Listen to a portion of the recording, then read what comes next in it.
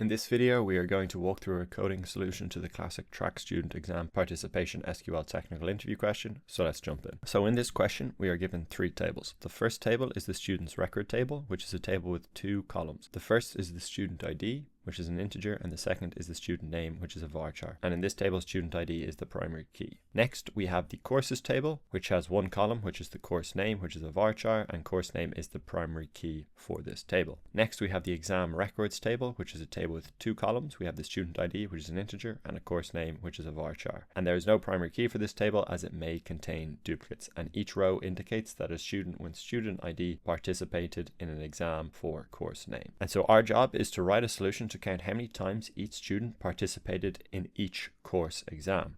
And so we need to return the result table ordered by student ID and course name. And so as always, I think the best way to understand the question is to simply walk through an example. So here in our students records table, we have four students, Emma, Liam, Sophie, and Noah. In our courses table, we have three courses, biology, chemistry, and computing. And for our exam records table, we have a list of student IDs and the course names of the exams they took. So looking at the first student, her name is Emma and she has a student ID of 1. So if we go down to the exam records table, we can see in the student ID, we can see 1 here for biology. We can see she also did chemistry and she also did computing. She also did chemistry a second time and biology a second time, and then in the last row she did biology for a third time. So therefore in the output we will have Emma sitting biology 3 times, sitting chemistry twice, and computing once. So it's pretty simple. We're basically summing up each of the times they sat each course.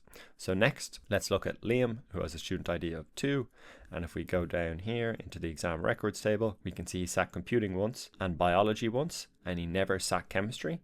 So therefore for Liam, he will have biology as 1, chemistry as 0 as he never sat that exam, and computing with 1 as well. So again, key thing there is that when you do not sit an exam, obviously you have 0 exam attempts. Next we have Sophia, who has a student ID of 5. So if we go down to the exam records table, we can see she sat biology once, computing once, and chemistry once. So therefore in our output, we have Sophia and she sat each of the courses once. And then finally, the last student was Noah, who had a student ID of 7. And if we go down to the exam records table, we can see he did not sit any course exam. And so therefore in our output, we will have Noah and he will have 0 for both biology, chemistry, and computing. So this solution requires a pretty solid understanding of different SQL joins. So if you want to check out a video that I made that gives you that understanding of the different types of joins, I recommend you check it out. The link is in the description. And if you want to try out this question itself before seeing the solution, pause the video and head over to TechPrep.app. The link to the question is in the description. So firstly, we will select each row with the student's ID, their name, and course title, and we will see the S&C table aliases being created later on. And again, we also need to have the exam attempts, so we will count how many times that student has sat an exam for that course. We will cast that count to an integer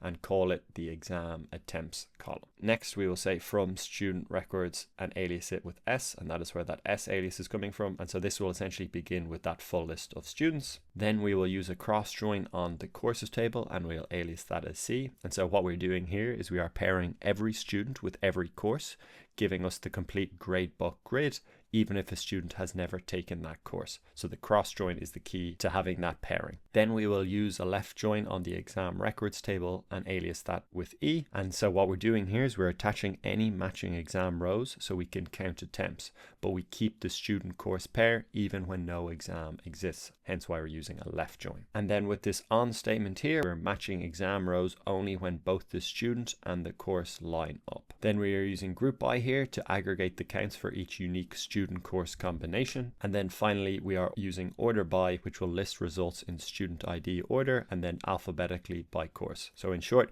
we've built a grid of every student versus every course and then show how many exams each student has attempted in each course, and 0 when they never sat 1. So let's run the tests and see if they pass. Perfect, that passed. Let's run the test suite and see if all tests pass. Perfect, all the tests pass. Again, if you want to try it out for yourself, the link is in the description, and hopefully you got some value out of it. If you did, please like and subscribe and share with a friend. It helps the channel out a lot, and I will see you in the next one.